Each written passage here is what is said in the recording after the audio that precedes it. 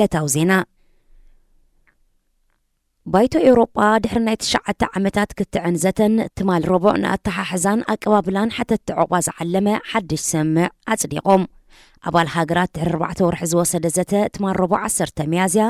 ንውዕል ስደትን ዕቑባን ዝቖሙ 10 ደንብታትን መምርሒታትን ኣድሚጾም እቲ ድምፂ ኣብቶም ኣዝዮም ኣካታዕቲ ነጥብታት ካብቲ ጽቢት ዝተገብረሉ ዝተመሓየሸ ኮይኑ ብኣስታት 30 ድምፂ ሓሊፉ እዚ ድማ ንኣገባባት ዶባት ዘትርን ንኹለን 27 ሃገራት ትውድብ ሓላፍነት ክካፈላ ዘገድድን እዩ ኮሚሽን ኤውሮጳ እዚ ሓድሽ ውዕል ኣብ ዝቕጽላ ወርሕ ብኸመይ ከም ዝትግበር ድሕሪ ምግላጹ ኣብ 2026 ኣብ ግብሪ ክውዕል ምዃኑ ገሊጹ ሓደስቲ ሓተቲ ዕቑባ መስርሕ ሕቲ ዕቑቦም እናተመርመረን ከሎ ነቶም ሕቲ ዕቑቦም ተቐባልነት ዘይረኸበ ግን ክስጓጉ ዘፍቀድ እዩ እዚ ሓድሽ ሰምዕ ሓደስቲ ሓተቲ ዕቑባ መስርሕ ሕቲ ዕቑቦም እናተመርመረን ከሎ ነቶም ሕቲ ዕቑቦም ተቐባልነት ዘይረኸበ ግን ክስጓጉ ዘፍቀድ እዩ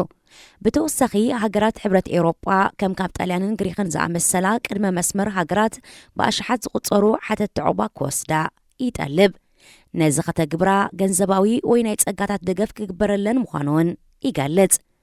ሓደ ካብቲ ዝተወስደ ስምዕ ድማ ሓተቲ ዕቑባ ምስ ሓንቲ ሃገር እኹል ርክብ እንተሃሊዎም ካብ ሕብረት ኤውሮጳ ወፃኢ እውን እንተኾነ ናብተን ውሑስ ተባሂለን ዝሕሰባ ሃገራት መልኣኽ እዩ ብመሰረት ትውጥን ካብ 6 ዓመት ዕድመ ጀሚሮም ካብ ህፃናት ናይ ገጽ ምስልታትን ኣሰራጻብዕትን ክውሰድ ከም ዝኽእልን ሰባት ኣብ እዋን መርመራ ክእሰሩ ከም ዝኽእሉን ተገሊጹ ሓላፊት ኮሚሽን ኤውሮጳ ኡርሱላ ፎንደርሌን ምጽዳቕ ዝጽገና ንኤውሮጳ ዓብ ዓወት እዩ ክትብል እንከላ ኮሚሽነር ውሽጣዊ ጉዳያት ሕብረት ኤውሮጳ ዩልቫ ጆሃንሰን ብወገኑ እዚ ሕጊ ብዶባትና ዝኣተወ ሓተቲ ዕቑባ ክከላኸል እዩ ንኽጸንሑ ብቑዓት ዘይኮኑ ድማ ብቕልጡፍ ክመልሶም እዩ ከምኡውን ኣብ መንጎ ኣባላት ሃገራት ግዴታዊ ምትሕግጋዝ ከተኣታቱ ክኽእል ኢሉ ጉጅለታት ተጣበቕቲ ስደተኛታትን ሰብኣዊ መሰላትን ነቲ ስምዕ ክኹንንዎ ከለዉ 22 ጉጅለታት ግብረ ሰናይ ነቲ ስጉምቲ ውሕስነት ንዝደልዩ ሰባት ዘላቒ ፍታሕ ዘይሂብ ክብሉ ገሊፆምዎ ካብ ግጭት ስደት ወይ ቁጠባዊ ዘይውሕስነት ንዝሃደሙ ሰባት እዚ ጽገናታት ዝምትግባሩ ማለት ውሑድ ሓለዋን ኣብ መላእ ኤውሮጳ ግሰት ሰብኣዊ መሰላት ናይ ምግጣም ዝዓበየ ሓደጋን ማለት እዩ ክትብል ኢፍ ጌዲ ካብ ኣምነስቲ ኢንተርናሽናል ገሊጻ ብመሰረት ጸብጻብ ሕቡራት ሃገራት ኣብዚ ዓመት ክሳብ ሕጂ ብዘይሕጋዊ መንገዲ ልዕሊ 46,000 ሰባት ናብ ኤውሮጳ ኣትዮም ካብዚኦም እቶም 400 ነቲ ጉዕዞ ክገብሩ ኣብ ዝፈተኑሉ እዋን ከም ዝሞቱ ይግመት ኣብ ሱዳን ከተማ ገዳርፍ ትማል ሶሉስ ዝተፈጸመ መጥቃዕቲ ሰብ ኣልቦ ነፈርቲ ንዋና ቤት ጽሕፈት ሓፈሻዊ ስለያ ኣገልግሎትን ሰራዊትን ከም ዘጥቅዐ ሱዳን ትሪቡን ሓቢራ እዚ ፍጻሜ ኣብ መንጎ ሰራዊት ሱዳንን ፈጣን ሓይልታትን ወጥሪ ኣብ ዝረኣየሉ ዘሎ እዋን ተኻይዱ 3 ሚያዝያ 3 ሰብ ኣልቦ ነፈርቲ ካብ ሰሜናዊ ምዕራብ ተበጊሰን ነታ ከተማ ከም ዘጥቅዓ ተገሊጹ በቲ መጥቃዕቲ ኣብ ከባቢ ኣልሙታማፍ ኣብ ዝርከብ ዋና ቤት ጽሕፈት ሓፈሻዊ ናይ ስለያ ኣገልግሎት ኣብ ዝርከብ መስጊድ ነፋሪት ብምውደቓ ሓደ ሓላፊ ጸጥታን ሓደ ሲቪልን ቆሲሎም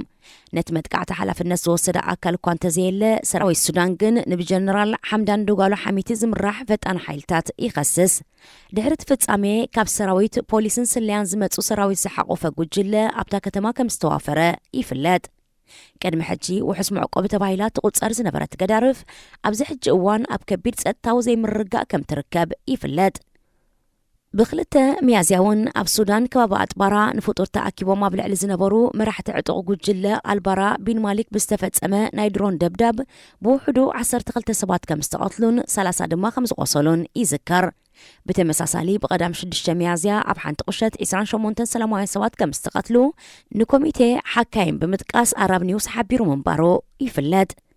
ኩነታት ሱዳን ቅልጡፍ ፍታሕ እንተዘይረኺቡ እቲ ሃገር ኣብ ኣፍ ደገ ዕንወት ከም ትርከብ ዝተፈላለዩ ወገናት ይገልጹ ኣብ ዝሓለፈ ዓመት ልዕሊ 6 ሚልዮን ሰባት ኣብ ውሽጢ ሃገር ክመዛበሉን ከለዉ ተወሳኺ 1.7 ሚልዮን ሰባት ድማ ናብ ጉራብቲ ሃገራት ሃዲሞም ሕቡራት ሃገራት ብዘቕረቦ ጸብጻብ መሰረት ኣስታት ፍርቂ ካብ ጠቕላላ ብዝሒ ህዝቢ ሱዳን ወይ 25 ሚልዮን ተጸባይ ህጹጽ ረድኤት እዩ ዝኸበርኩም ሰማዕትና ዜና ኣብ ዝተፈጺሙሎ